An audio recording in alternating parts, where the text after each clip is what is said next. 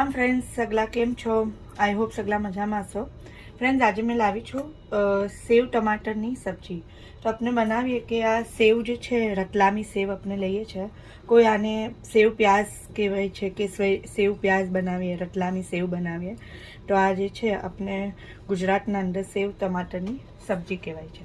તો આપણે આ સેવ લઈ લીધી. આપણે ઘરમાં દાળને પકાવી હોય ફ્રેન્ડ્સ, એમ થાય કે કંઈક ચટપટું બી હોવું જોઈએ. તો આપણે અગર કંઈ બીજું બી ઓપ્શન ના હોય તો ફટફટ બનવાવાળી આ જે સબ્જી છે તમે એક ફેરી જોઈ લો. આને પૂરી સાથે યા પછી રોટી સાથે બી આપણે જમી શકીએ છીએ. તો ફ્રેન્ડ્સ આપણે સેવ લઈ લીધી છે એક પ્યાલા જેટલી, પછી ટમાટર લઈએ છીએ, પ્યાઝ લઈએ છીએ અને હરી મિરચી લઈએ છીએ. ઓકે, હવે જેમ જેમ એમાં લેવું છે એ આપણે આગળ આપણે બતાવતા જઈશું કે શું આપણે એના અંદર એડ કરીએ છીએ.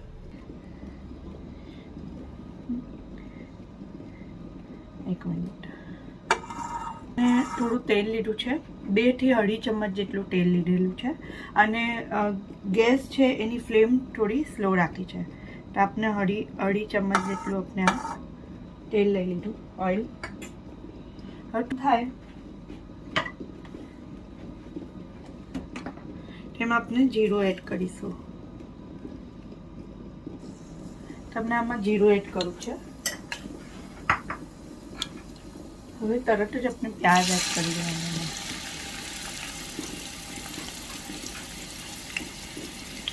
પ્યાજ ફ્રેન્ડ્સ મેં નાનું જ લીધું છે, વધારે મોટું નથી લીધું. તમે તમારા હિસાબથી જેટલી સબ્જી છે તમારી એ હિસાબથી લેજો.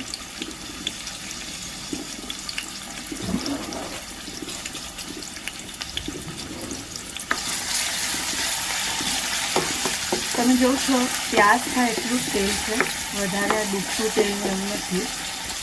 કેમકે આ સબ્જી જે છે એ સૂકી બને છે.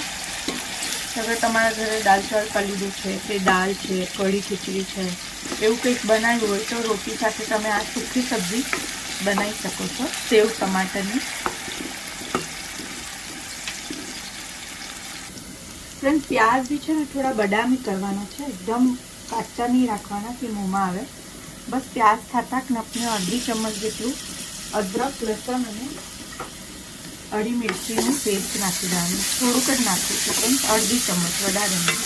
જિંજર, ગાર્લિક અને ચીલી. ઓકે, આને હલાવી દેવું છું. તરત જ એક જ ચીલી આપણે એના અંદર ડાલી છે. આપણે વધારે તીખું નહીં કરવાનું કેમ કે એના અંદર આપણે સેવ નાખીશું તો રતલાની સેવ પણ તીખી જ હોય છે. અને હવે આજે ટમાટર છે મેઇન પાર્ટ જે ટમાટરનો આપણો છે તો એ નાખવાના. એકદમ બારીક ચોપ કરેલા અને એને નાખવાના. અને નાખતા જ નહીં તમે એક રસ કરવાનો છે ટમાટરને તોડીને.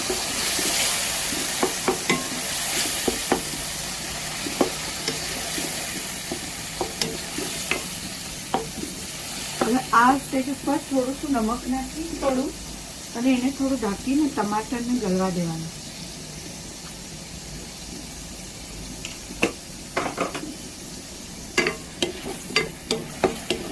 આ ટમાટરને થોડું ગળવા દેવાનું. ફ્રેન્ડ્સ આ જો હવે તેલ છૂટી ગયું છે, ટમાટર એકદમ અચ્છા એકરસ થઈ ગયા છે.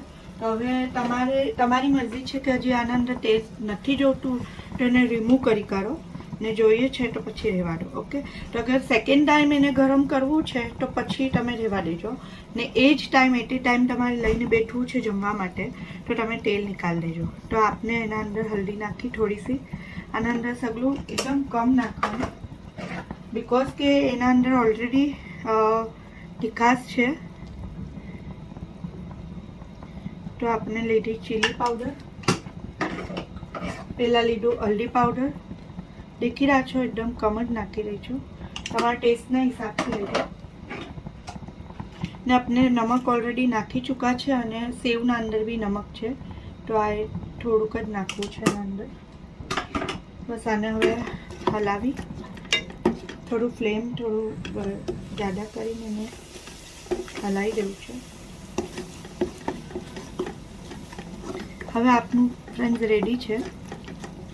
હવે આમાં આપણે સેવને નાખવી છે. તો સેવ જોઈ લેજો ફ્રેન્ડ આપણા મસાલામાં કેટલી જાય છે.